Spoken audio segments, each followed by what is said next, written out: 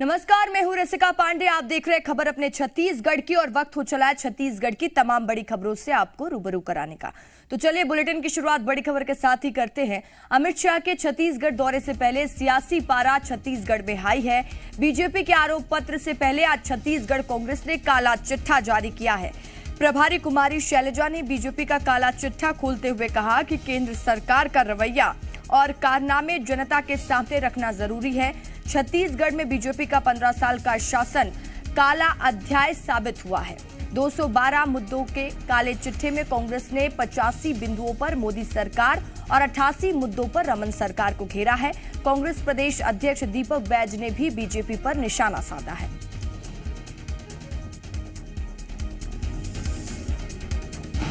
जो केंद्र सरकार का रवैया और इनके कारनामे हैं, बल्कि मैं कहना चाहूंगी काले कारनामे,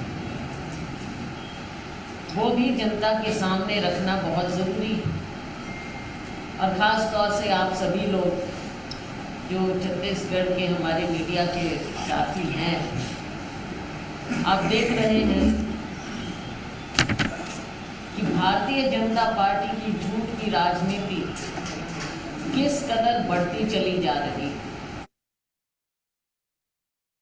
छत्तीसगढ़ के लोग ये भी नहीं भूलेंगे कि 15 साल जो भारतीय जनता पार्टी का कुशासन रहा,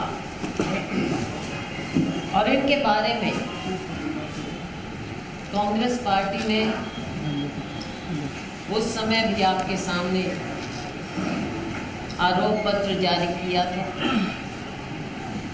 और अभी भी हम आपके सामने वो बातें रखना चाहते हैं। भाजपा का चरित्र आदिवासी, अनुसूचित जाति, जनजाति, पिछड़ा वर्ग, गरीब विरोधी। कांग्रेस सरकार ने राज्य के हर वर्ग के लोगों को उनका अधिकार देने विधानसभा में सर्वसम्मति से आरक्षण संशोधन विधेयक पारित करवाकर राजभवन भेजा है। भाजपा ने षड्यंत्र पूर्वक उस विधेयक को राजभवन में रोके रखा है। और हमारे साथ एसोसिएट एडिटर रुपेश गुप्ता रायपुर से लाइव जुड़ चुके हैं।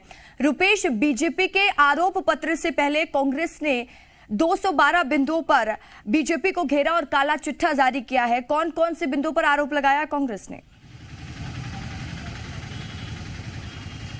देखिए, मुख्य रूप से जो मोदी सरकार को लेकर के 85 सवाल कांग्रेस ने खड़े किए हैं। इसके अलावा रमन सिंह सरकार में घोटालों का आरोप लगाते हुए उनका जिक्र इस काले चिट्ठे में किया है।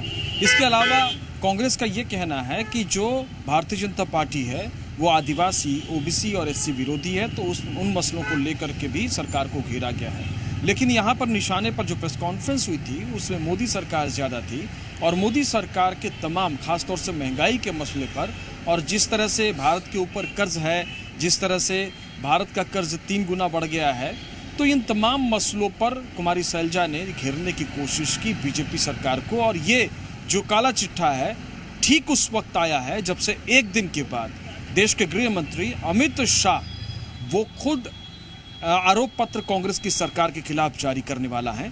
और इसमें जो दूसरी महत्वपूर्ण चीज़ ये है कि आज से अब से थोड़ी देर के बाद अमित शाह रायपुर पहुंच जाएंगे, तो उससे पहले ही कांग्रेस ने ये काला चिट्ठा जारी कर दिया है और बीजेपी को सवालों के घेरे में खड़ा करने की कोशिश की है। रुपेश, जैसा कि पहले बीजेपी ने ऐलान किया था कि बीजेपी कांग्रेस के खिलाफ आरोप पत्र लेके आएगी, और ठीक अमित शाह के दौरे के एक दिन पहले जिस तरीके से कांग्रेस ने काला चिट्ठा जाहिर किया है, तो कहीं इससे ये नहीं है कि कांग्रेस ने पहले से ही प्लानिंग कर ली है कि जो हम पर आरोप लगने वाला उससे पहले ही हम जवाब दे देंगे? देखिए, ये आरोपों का जवाब नहीं है। दूसरी चीज़ ये कि बल्कि अमित शाह जो है वो कुछ घंटे के बाद आने वाले हैं। ज़रूर ये बात है कि कल वो कांग्रेस के खिलाफ अपना आरोप पत्र जारी करेंगे, लेकिन उससे पहले ही वो छत्तीसगढ़ एक दिन पहले आ चुके हैं और आज कार्यकर्ताओं के साथ बैठक है। लेकिन जो कांग्रेस है, कांग्रेस ने बजाय इसके कि उन सवालों का जवाब देगी, वो तो खैर आने वाले वक्त में पता चलेगा कि जो आरोप बीजेपी ने लगाए हैं वो किस किस्म के हैं, कांग्रेस उसका क्या जवाब देती है।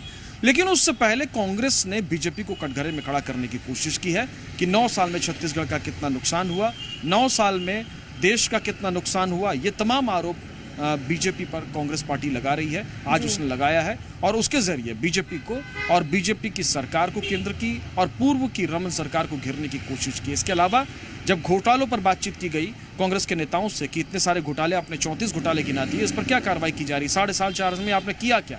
तो इस पर कांग्रेस का कहना था कि कुछ मामले न्यायालय में है, कुछ मामले में एसआईटी का गठन हुआ था लेकिन स्टे हो गया कोर्ट से, और कुछ मामले में जांच चल रही है। तो जांच की रफ्तार इतनी धीमी क्यों है, इसका जवाब कांग्रेस नहीं दे पाए।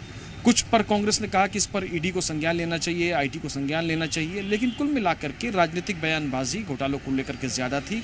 उस पर कांग्रेस ने 4.5 साल में क्या कदम उठाए, जाहिर तौर पे ये एक बड़ा सवाल है। दूसरी बात यह है कि कांग्रेस ने जो सवाल मोदी सरकार पर उठाए हैं, कांग्रेस ने जो सवाल रमन सरकार के घोटालों को लेकर के उठाए हैं, उस पर भारतीय अब देखना होगा रुपेश इस पर और कितनी सियासत देखने को मिलती है। तमाम जानकारी के लिए आपका बहुत बहुत शुक्रिया।